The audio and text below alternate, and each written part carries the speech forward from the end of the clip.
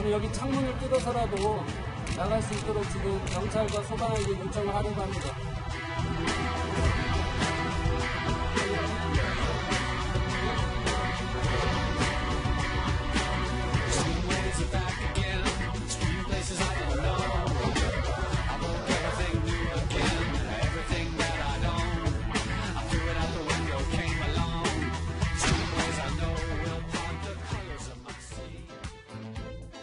자, 오늘 정치권은 패스트트랙 지정을 둘러싸고 긴박한 움직임이 계속 벌어지고 있습니다. 특히 오신환 바른미래당 의원의 사보임을 둘러싸고 007 작전을 방불케 하는 일들이 계속 벌어졌는데 지금부터 이 내용을 좀 짚어보도록 하겠습니다. 아울러 앞서 전해드렸던 속보 내용도 짚어볼 텐데요. 김관영 원내대표가 오신환 의원에 이어서 권은희 의원도 사보임을 했다.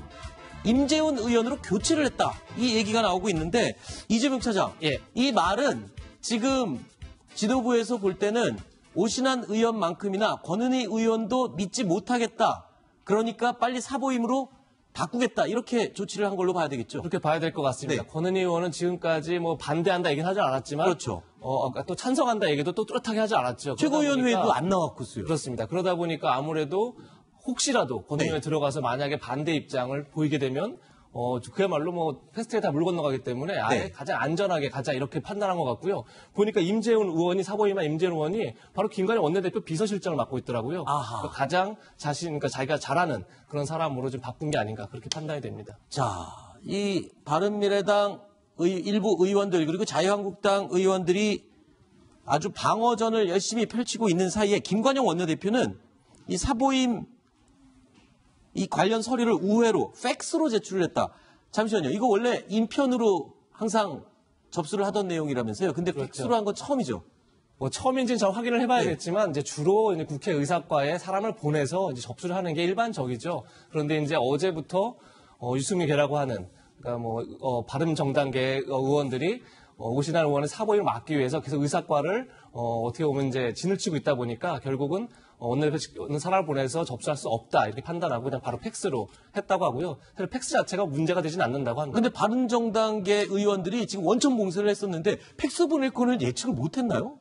글쎄요. 어제부터 팩스가 나왔기 때문에 사실 예측을 못했다기보다는 팩스를 보내면 사실 어떻게 막을 방법이 쉽지가 않은 거죠. 뭐 그야말로 뭐 김관영 원내대표가 어디서 보낼지도 알 수 없는 상황에서. 그렇죠. 그래서 아마 이제 그 자체를 이제 뭐 몰랐다기보다는 막을 방법이 없었다고 보이고 그래서 바로 이제 또 문희상 의장의 병원을 또 갔었죠. 유승민 의원 측에서. 그래서 막아보려고 했지만 결국은 또 병상 결자돼서 사보임이 이루어졌습니다. 병원에 찾아갔는데 면담 자체가 안 됐죠. 그렇죠. 오신환 의원만 들어가겠다 얘기를 했었는데 사실 그것 자체가 되지 않았죠. 예. 김관영 원내대표의 이 팩스 제출로 1차 저지에는 일단 실패를 한 오신환 의원과 바른정당계 의원들 즉각 문희상 국회의장이 입원해 있는 병원을 찾아갔습니다.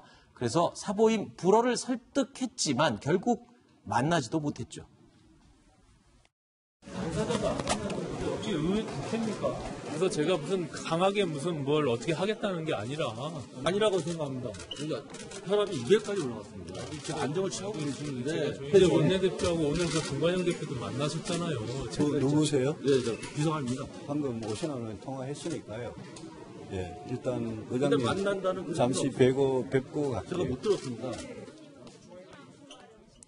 아까 이재명 차장이 잠깐 언급을 했습니다만 팩스로 허를 찌르는 신청서를 이제 제출을 했습니다. 김관영 원내대표가. 자, 그러자 1시간 반 후에 병원에서 문희상 의장이 전자결제로 이 사보임 신청서를 결제를 했어요. 뭐 일단은 지금 뭐 형식상으로는 사보임이 이루어진 게 됐죠. 그렇죠. 그러나 실질적으로 사보임이 이루어진 것이냐는 저는 좀 두고 봐야 된다. 왜죠? 오늘 오신환 의원을 비롯한 바른정당계 의원들이 효력정지 가처분을 신청을 했고 그 얘기는 뭐냐면 일단 저 사보임의 효력을 정지시켜달라고 한 거예요. 네. 그리고 헌법재판소에서 권한쟁의 심판을 했습니다. 네. 어제도 제가 잠시 말씀을 드렸지만 그런 국회법 48조 6항인가요? 거기에 따라서 이 사보임이 당론에 따르지 아니한다는 이유로 원내대표가 임시회 중에 상임위 위원을 사보임하는 이 행위가 적법하냐 안 적법하냐의 어떤 그런 다툼의 여지가 있는 건데 저는 아무리 제가 보수적으로 해석을 해도 이건 저는 불법이다, 위법하다 저는 봅니다. 뭐 헌재의 판단은 제 개인적인 견해랑 다를 수는 있지만 저는 시간상 제가 자세히 말씀드리면 좀 복잡한 얘기지만 어쨌든 저는 이거는 위법성이 있다. 아하. 그래서 그러니까 아마 임시국회 내에는 사보임을 할 수 없다라는 그 조항에 있고 그 예외가 질병 등 부득이한 근데 질병은 아니잖아요. 위원이 질병 등 부득이한 사유로 요청을 하면 의장이 허가만 할 수 있다는 건데 첫째, 당론 변경을 따르지 않는 게 질병 등 부득이한 사유냐? 그건 아니라는 거죠. 왜? 그렇죠. 국회의원은 자유위임입니다. 네. 본인의 소신에 따라 하는 것이 헌재 결정 내고 정치학교가 헌법교에서 있는 겁니다. 그런데 당론에 따르지 않는 게 질병 등 부득이한 사유냐? 그거 하나. 네. 두 번째, 조문을 보시면 위원이 질병 등 부득이한 사유로 의장 허가를 받을 때 이 얘기는 뭐냐? 위원. 본인이 직접. 본인이 네. 의장님 저 아파서 못합니다. 그러니까 저 바꿔주세요. 이렇게 요청했을 때거든요. 네. 그런데 그게 지금 정확한 상황이 아니기 때문에 저는 네. 이거 짧게 권한쟁에 가면 하나만 더 나올 여쭤볼게요. 거다. 헌재 결정이 그렇게 빨리 나옵니까? 지금 그러니까 국회를 효력정지 보시죠. 가처분 먼저 신청한 거죠. 그러면 나올 때까지는 일단 효력이 그렇죠. 정지되도록 나올 때까지. 알겠습니다. 자, 예. 사보임 신청서를 팩스밀리로 송신한다? 네. 저 처음 봤습니다. 이거는 국회의사과에서 그렇게 해도 된다라는 유권 해석을 내렸기 때문에 가능한 건데 그럼 접수 자체도 지금 의미가 없을 수도 있다는 건가요? 그건 아니고요. 네. 이 국회가 입법기관 아니겠습니까? 네. 그런데 이 국회법의 유권 해석을 이렇게 폭넓게 해서 입법기관이 법의 해석을 계속 해가면서 이렇게까지 편법으로 처리를 해야 되는가. 또 국회의장의 병상결제도 처음 있는 일이에요. 제가 볼 때는. 네. 이렇게까지 우리 국회가 해야 되는가. 네. 참 안타까운 일입니다. 자, 이처럼 문희상 국회의장의 이 건강 문제로 면담이 불발되자 빈손으로 돌아오게 된 이 바른정당계 의원들, 문희상 국회의장의 이 결정을 두고 아주 강하게 비판을 쏟아냈습니다. 당사자인 제가 들어가서 정중하게 제 의견을 말씀드리겠다고 했음에도 불구하고 그것은 못 들어오게 저지하고 다른 뒷구멍으로 의사국장을 만나서 결재한다는 문희상 의장의 이런 행태는 헌정 역사상 정말 있을 수 없는 일을 저질렀다고 생각합니다. 문희상 국회의장님을 그렇게 봐오지 않았는데 아주 기본적인 민주주의 원리, 이렇게 무리하게 하시는 이유를 저는 알 수가 없습니다. 문희상 의장이 청와대 조수석의 꼭두각시가 된 날입니다. 국회를 바로 세우기 위해서 끝까지 우리 오신환 의원과 함께 싸우겠습니다. 자, 문희상 국회의장의 병상 결재에 대해서 오신환 의원 본인은 그건 뒷구멍 결재가 아니냐. 하태경 의원, 청와대 꼭두각시다. 유승민 의원까지 합세해서 아주 강한 비난을 쏟아냈습니다. 김관영 바른미래당 원내대표의 입장은요. 오신환 의원을 끝까지 설득을 해보려고 했었다. 그런데 실패했고 어쩔 수 없었다라는 입장을 토로하고 있습니다. 목욕탕에서 만나서 약 한 40분 전 얘기를 하고 좀 설득을 했는데요. 소신은 충분히 존중하지만 또 마지막에 일 처리가 잘 될 수 있도록 도와달라. 그런데 설득이 안 됐고 제가 사보임계 제출하면서 미안하다. 그러나 앞으로 탄압을 위해서 노력하자. 그리고 이해해달라. 제가 이렇게 문자 보냈습니다. 김관영 원내대표가 오신환 의원 목욕탕까지 따라가서 설득을 했는데 실패했다는 거잖아요. 그렇습니다. 그러니까 아마도 이제 의원들만 이용할 목욕탕이 따로 있습니다. 국회 안에. 그렇습니다. 국회 안에요. 그러다 보니까 언론의 눈을 피해서 만나기 가장 좋은 장소가 목욕탕이 아니나 싶고 그래서 아마도 목욕탕에서 만나서 방금 김관영 원내대표 얘기한 것처럼 40분 동안 설득을 했다 이렇게 얘기를 했는데 사실 오신환 의원은 이미 진작부터 본인이 반대하겠다, 패스트트랙에 반대한다 얘기를 했기 때문에 아마 이제 김관영 원내대표도 이제 사보임을 위한 명분을 좀 쌓는 게 아닌가 그런 생각이 듭니다. 자, 사실 김관영 원내대표와 오신환 의원 사보임을 둘러싼 진실 공방을 계속 벌이고 있거든요. 누구 말이 맞는지 아직 구분을 할 수가 없습니다. 이런 가운데 김관영 원내대표가 회의 녹취록을 공개하겠다라고 밝혔죠.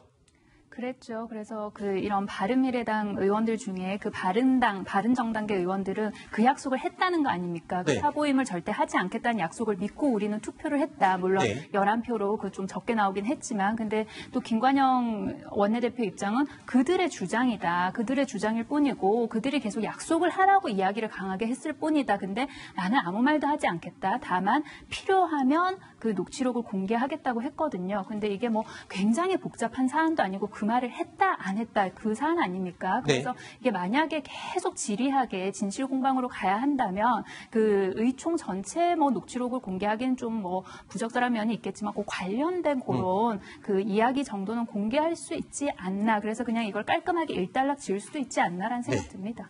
자, 일단 사보임을 막기 위해서 바른정당계 의원들 사방팔방으로 열심히 뛰고 있습니다. 이런 가운데 자유한국당 의원들도 이에 그치지 않고 새로 교체된 최입의 바른미래당 의원실로 몰려가서 점거에 나섰습니다. 이 같은 상황에 이 최입의 의원은요, 이른바 창틀 기자회견을 하는 웃지 못할 상황이 벌어졌습니다. 경찰과 소방을 불러서 경찰과 소방이 물리력으로 여기를 지금 해결해줘야 되는데 저는 여기 창문을 뜯어서라도 나갈 수 있도록 지금 경찰과 소방에게 요청을 하려고 합니다. 저 역시 같이 참석을 해서 합의를 이끌어내야 회의 소집이 가능한 상태인데 이렇게 계속 방금도 있으면 회의 소집도 어려운 상황이고 회의가 소집돼야 회의 참석을 방해하는 것이 국회선진화법상 불법행위가 돼서 여기 계신 한국당 의원님들이 나가주실 텐데 지금 그렇게 안 되는 상황이 계속 만들어지고 있습니다.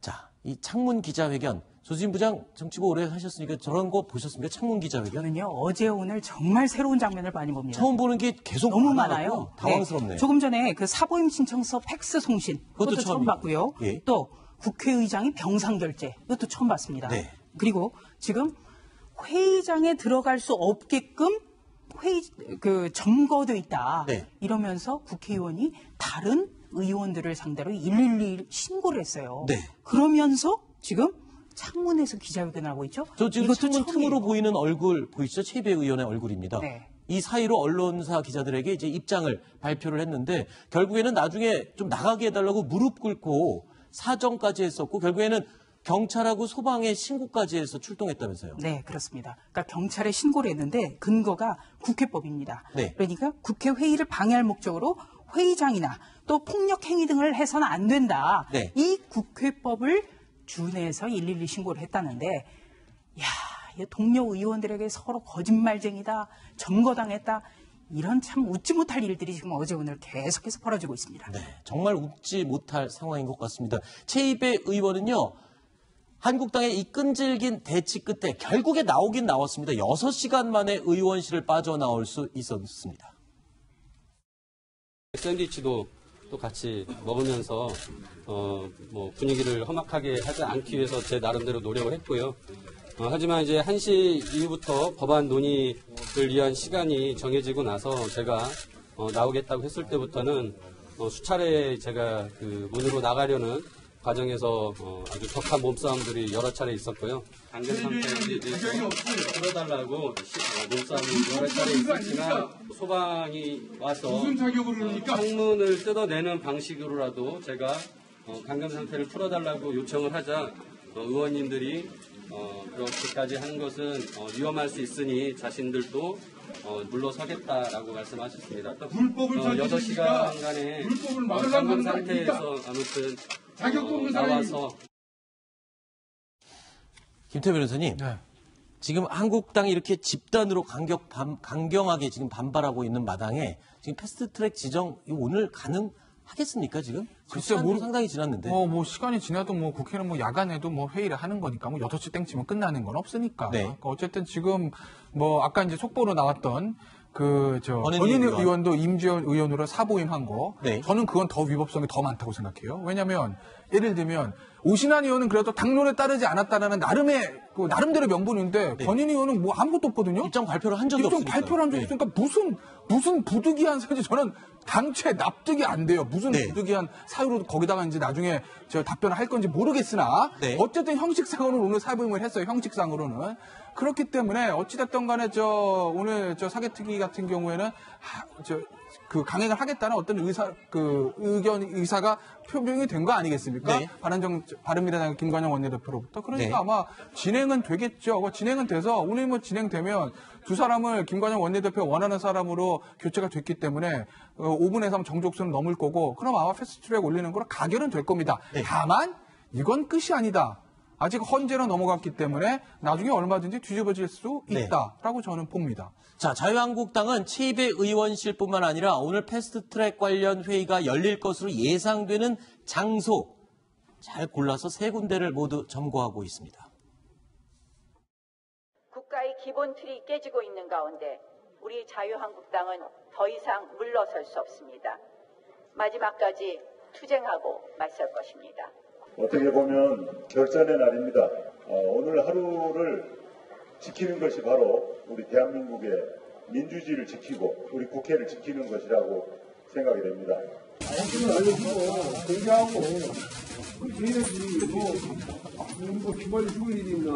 자유한국당이 국회를 난장판으로 만들고 있습니다. 자유한국당은 추태를 그만두고 당장 국민과 국회의장에게 사죄하십시오. 한국당은 지금 총동원령이 내려졌고요. 민주당은 역시 비상대기령을 내린 상태로 지금 방어에 또 나서고 있습니다. 국회가 지금 오늘 밤을 전후로 해서 6탄전이 벌어질 위험까지 있다라고 현장 기자들이 전해오고 있는데요. 자, 오늘 안으로 이게 지정이 될 수 있을지 좀 지켜보도록 하겠습니다. 자, 이야기는 여기서 마무리를 하고 다음 소식으로 이어가시죠.